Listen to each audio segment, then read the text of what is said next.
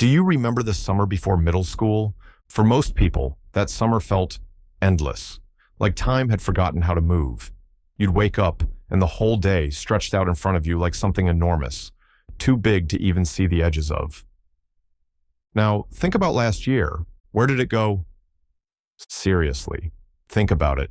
Somewhere between January and December, an entire year passed. 365 days, and most of it feels like a blur, like it happened to someone else, like you were watching it from behind glass. You didn't lose the year, you lived it. But somewhere, somehow, time stopped feeling the way it used to. And the strange thing is, this happens to almost everyone. At some point in your life, time starts to accelerate, slowly at first, then all at once, and no one really warns you about it. So today, I want to figure out why.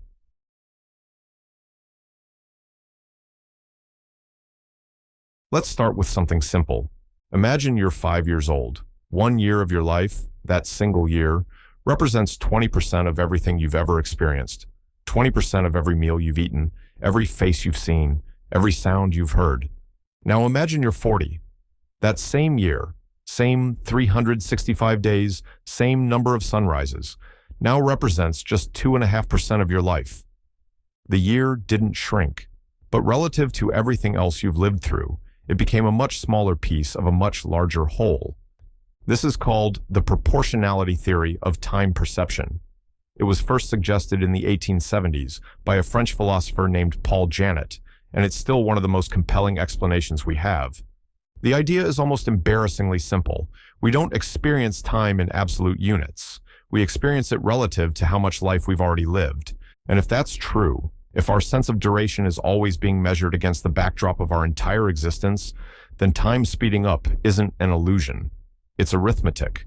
The older you get, the more the denominator grows, and the bigger the denominator, the smaller every new moment becomes. Which is a bit unsettling when you really sit with it.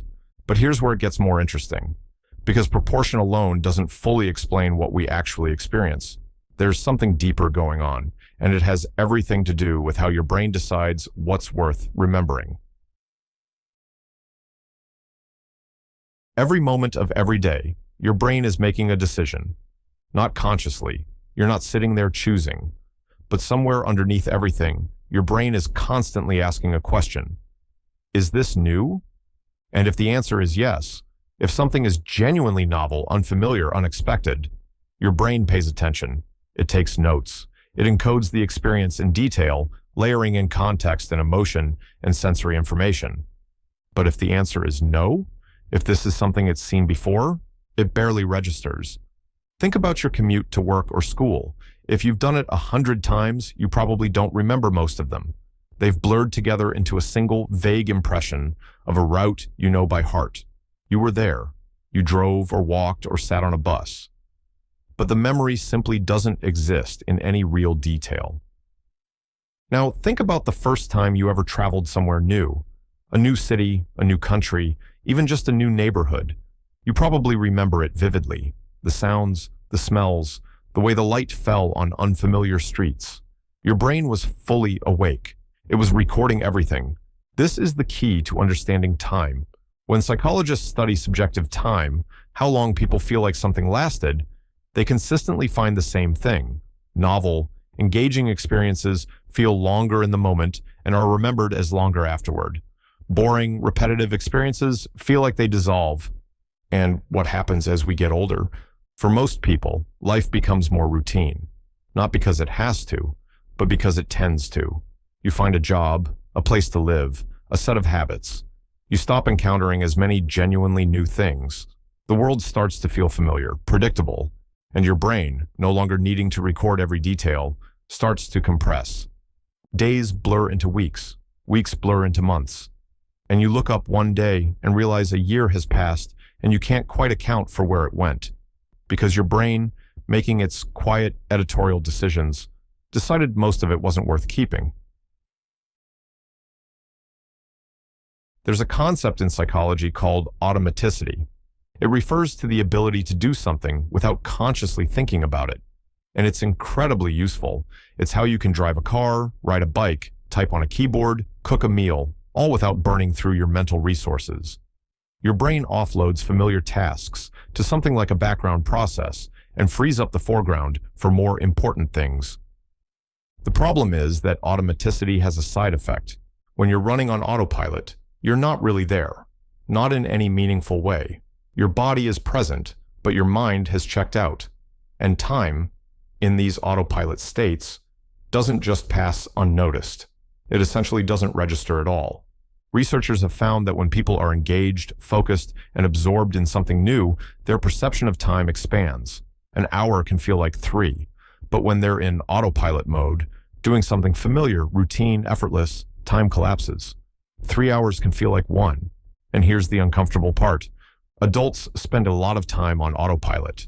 Children, almost by definition, can't. Everything is new to them. Every interaction, every sensation, every object they pick up and examine and put in their mouths is a genuine first encounter. A child's brain is essentially never on autopilot. It's always in this state of heightened, effortful engagement with the world, which means children experience time as enormous, as almost impossibly spacious. And adults, especially adults who have settled into routines, experience it as something that is perpetually, quietly slipping away. There's something psychologists call the reminiscence bump. If you ask older adults to recall the most memorable moments of their lives, the experiences that feel most vivid, most significant, most emotionally present, you find something strange. A disproportionate number of those memories cluster around a specific window, roughly ages 10 to 30. Not because those years were objectively more important, not because nothing meaningful happened before or after, but because those were the years of firsts. Your first best friend, your first heartbreak, the first time you stayed up all night doing something that mattered to you, the first time you felt like you understood who you were, even for just a moment, the first time someone treated you like an adult. These experiences were novel in the deepest possible sense.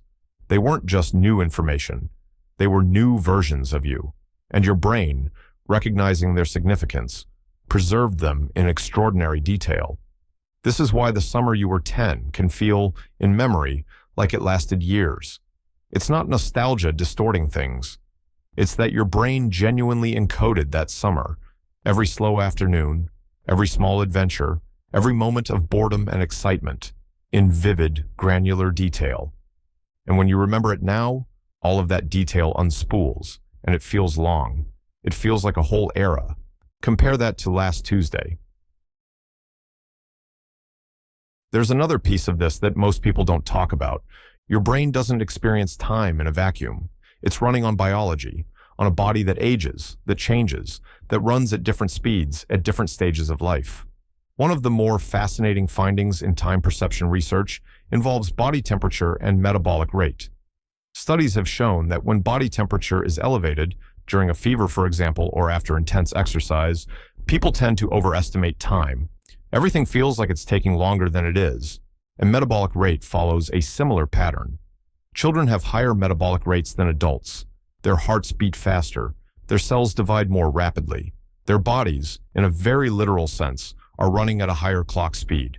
Some researchers believe this may translate into a subjective sense of time, that children, operating at this faster biological tempo, experience the world as though it's playing at a slightly slower speed, more frames per second in a way, more granularity in every passing moment. And as metabolism slows with age, as the body settles into a quieter rhythm, time in the external world may begin to feel as though it's accelerating, because internally, you're running a little slower. It's impossible to say how much of this is truly causal. The relationship between biology and subjective experience is enormously complicated, and we don't fully understand it.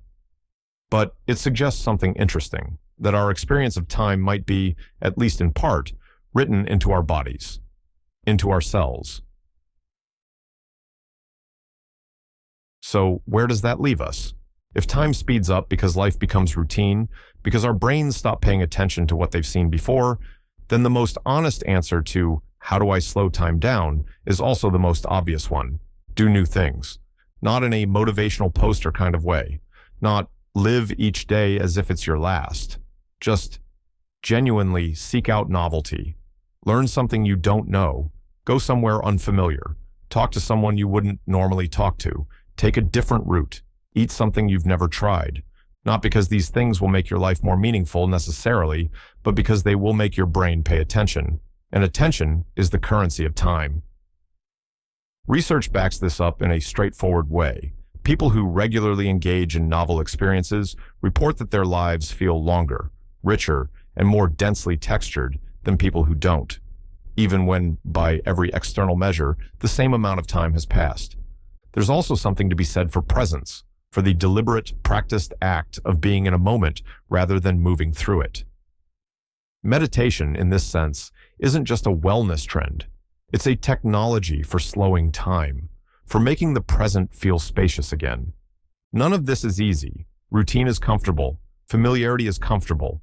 The brain actively seeks efficiency, and efficiency means automaticity, and automaticity means time slipping by unnoticed. But knowing why it happens, understanding the mechanism, at least gives you a fighting chance.